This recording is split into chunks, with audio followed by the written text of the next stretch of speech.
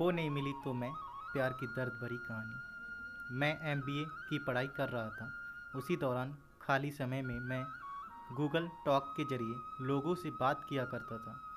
मैं ज़्यादातर समय एचआर से बात किया करता था। इससे मुझे इंटरव्यू की टिप्स और जॉब के बारे में पता चलता था।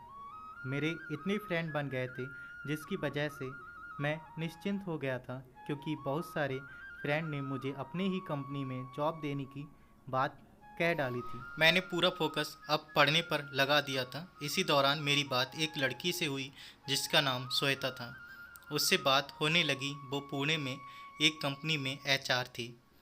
उसने मुझे पूरा विश्वास दिला दिया था कि कोर्स पूरा करने के बाद मैं पुणे आ जाऊं और वो मुझे अपनी कंपनी में जॉब दे देगी। उससे लगातार बात करने के बाद मैं बाकी फ्रेंड से बात करना बंद कर दिया था।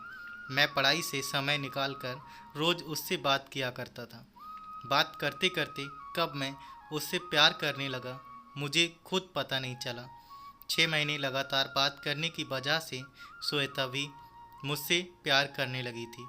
ऐसा जान पड़ता था कि हम दोनों एक दूसरे को काफ़ी सालों से जानते हैं। अब मैं उससे बिना बात किए रह नहीं पाता था। श्वेता भी मेरा इंतज़ार करती थी। हम दोनों एक दूसरे से 2-3 घंटे रोज़ बात करते थे। मैं भी जॉब के लिए पक्का मानकर पढ़ाई पर ध्यान देना कम कर दिया था। वो कहते हैं ना कि प्यार अंधा होता है। इसी अंधेपन में मैंने उससे कभी उसका मोबाइल नंबर नहीं लिया, क्योंकि रोज़ चैट के ज़रिए बात हो ही जाती थी। एक दिन मैंने पूछा, अगर एग्ज़ाम में मुझे मार्क्स कम मिले तो क्या तुम्हारी कंपनी मुझे जॉब पर रख लेगी? इस पर श्वेता ने बोला, तुम टेंशन मत लो, सिर्फ पास कर जाओ, तुम्हारा जॉब लगवा दूंगी। फिर उसने बोला, अभी आ जाओ, अभी तुम्हारा जॉब लगवा देती हूँ। मैंने कहा, अभी मैं बेंगलोर में हूँ, पुणे कैसे आ सकता हूँ? पढ़ाई ख़त्म करने के बाद आ जाऊँगा। फिर मैंने उससे पूछा, मैं पुणे में किसी को नहीं जानता, रहूँगा कहाँ? इस पर हंसते हुए उसने कहा कि वो अकेले फ्लैट लेकर रहती है और मेरे बारे में उसके फैमिली मेम्बर जानते हैं। उसने मेरे बारे में अपने फैमिली मेम्बर को बता दिया है। मैंने पूछा, क्या बताया है? इस पर उसने बोला कि मैं उसका दोस्त हूँ। मुझे जानकर ताज्जुब हुआ कि भला कोई लड़की अपने फैमिली मेम्बर को सिर्फ दोस्ती है तो क्यों बताएगी। इसका जवाब मुझे नहीं मिल पाया, लेकिन मैं खुश था कि पढ़ाई पूरी होते ही मुझे जॉब मिल जाएगा, रहने का व्यवस्था भी हो गया और सबसे बड़ी बात तो मुझे एक अच्छी लाइफ पार्टनर भी मिल जाएगी। इसी बीच मेरे एग्ज़ाम आ गए और मैंने जब श्वेता को बताया तो उसने मुझे पूरा फोकस एग्ज़ाम पर देने को बोला, क्योंकि ये फाइनल ईयर का एग्ज़ाम था।